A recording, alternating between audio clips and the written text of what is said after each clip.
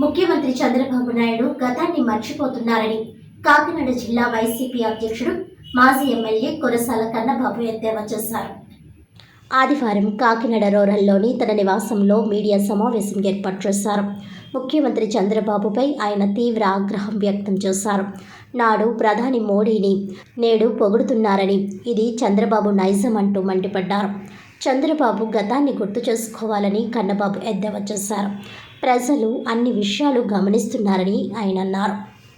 చేసినంత ద్రోహం ఎవరో చేయలేదు, కాంగ్రెస్ కూడా చేయలేదని చెప్పింది కూడా చంద్రబాబు నాయుడు గారు. ఆయన మాటలు ఇవన్నీ రికార్డెడ్, ఎక్కడ ఫ్యాబ్రికేటెడ్ కాదు. ఆయన ఏం మాట్లాడారో అదే మేము చెప్తున్నాం. అసలు ఈ రాష్ట్రం మీదే మోడీ పగబట్టారు అని చెప్పాడు. ప్రధాని అసమర్థత, నేను కానీ ఒక పిలిపిస్తే రాష్ట్రం నుంచి కేంద్ర ప్రభుత్వ వాహనాలు కదలవని కూడా చెప్పారు. నీ ఆటలు చెల్లవని ఢిల్లీ నడివీధుల్లో నేను సవాలు విసురుతున్నాను అని చెప్పాడు. నాతో చర్చకి రా, ఈ దేశానికి నీ వల్ల ఒరిగిందేంటని ఆయనే ప్రశ్నించాడు. దోపిడీదారులందరూ కూడా మోడీని చూసుకుని మోడీ అండతో బయటికి వెళ్ళిపోతున్నారు, ఈ దేశాన్ని వదిలేసని కూడా ఆయనే మాట్లాడాడు. మోడీని నమ్మి మోసపోయాం, ఆయనతో పైసా లాభం లేదు, కేంద్రానికి పద్ధతి లేని పాలన అని 2018లో చెప్పాడు. నా దగ్గర చాలా ఉన్నాయి ఆయన స్టేట్మెంట్లు అన్నీ.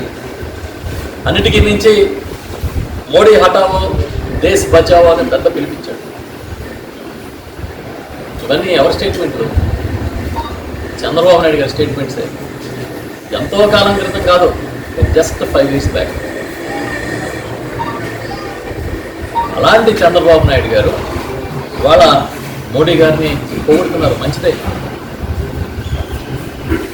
ఈ రాజకీయ అవసరాల కోసం ఓసరవెల్లిని మరిపించే రాజకీయాలు చేస్తారని చెప్పడమే నా ఉద్దేశం.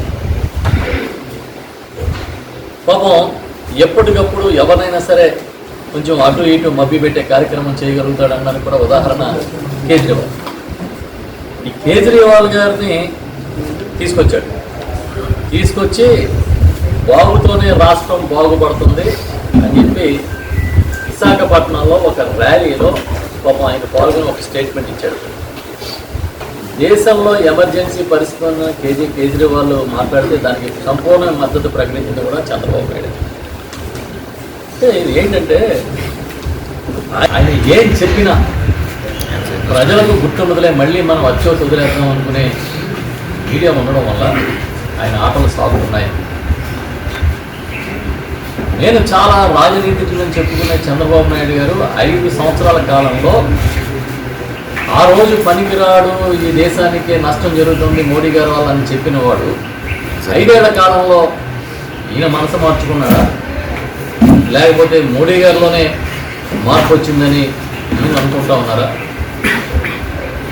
ఏం జరిగింది? చాలా చిత్రం.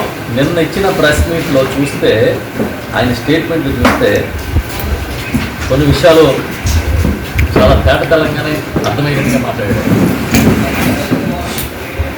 సంక్షేమం ఇస్తున్నామని బటన్ నొక్కితే ప్రజలు విశ్వసించట్లేదు, సంపద సృష్టించకుండా సంక్షేమ పథకాలు ఇవ్వడం సాధ్యం కాదు అని చాలా స్పష్టంగా చెప్పాడు. అసలు ఈ సంక్షేమం అనేదే సెకండరీ, అదేమి ప్రయారిటీ కాదు. ఒక సస్టైనబిలిటీ రావాలి, స్థిరత్వం రావాలంటే డెవలప్మెంట్ జరిగి సంపద సృష్టి ద్వారా వచ్చిన ఆదాయాన్ని సంక్షేమానికి ఇవ్వాలి తప్ప ఏదో బటన్ నొక్కి జనం అకౌంట్లో వేయడం అనేది కరెక్ట్ కాదు అని తేలిపోతూ ఉంది అని చెప్పి కూడా ఆయన చెప్పారు.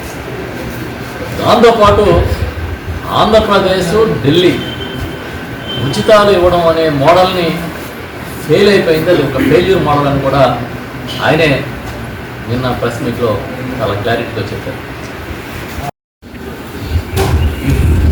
ఇవన్నీ ఇవ్వడం అనేది ముఖ్యం కాదు, ఎవరెన్ని విమర్శలు చేసినా కూడా స్టేట్ గ్రోత్ని పెంచడమే నాకు ముఖ్యం అని కూడా అని చెప్పడం.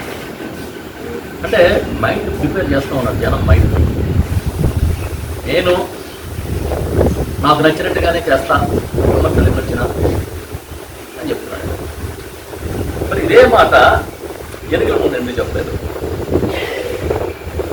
ఇప్పుడు ఆయన ఏమంటారంటే ప్రజలకు ఇచ్చిన హామీలు నెరవేరిస్తే అది ప్రజలకి విసుగు అనిపించిందంట.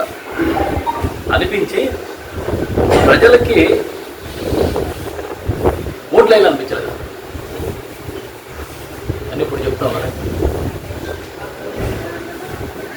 మరి మీకు ఇంత అనుభవం ఉంది, గతంలో 3 సార్లు ముఖ్యమంత్రిగా చేసిన వ్యక్తి, ఇప్పుడు 4వ ముఖ్యమంత్రి, అప్పుడే చెప్పొచ్చు కదా. అప్పుడే ఈ సంక్షేమ పథకాలు నా ప్రయారిటీ కాదు, నా ప్రయారిటీ వేరే ఉందని ఆ రోజు ఎందుకు చెప్పలేదు? గత నెల 30వ తేదీన కాకినాడ పల్లూరుపేటలో జరిగిన హత్య కేసులో ముద్దాయిలను అరెస్ట్ చేసి కోర్టుకు హాజరుపరిచినట్లు Kakinada port police station circle inspector P Sunil Kumar తెలిపారు. ఈ సందర్భంగా ఆయన మీడియాతో మాట్లాడుతూ ఈ కేసును తొలుత అనుమానాస్పద మృతిగా నమోదు చేయగా తర్వాత మృతుని భార్య కాసులమ్మ ఇచ్చిన ఫిర్యాదు మేరకు హత్య కేసుగా నమోదు చేసి దర్యాప్తు చేసి ముద్దాయిలను అరెస్ట్ చేసి కోర్టుకు హాజరుపరిచినట్లు వెల్లడించారు. వీఆర్ఓ గారు వచ్చి కంప్లైంట్ ఇవ్వడం జరిగింది. టిట్కో హౌసెస్ దగ్గర ఒక 35-40 సంవత్సరాల మధ్యన ఒక మగ వ్యక్తి చనిపోయి ఉన్నాడు.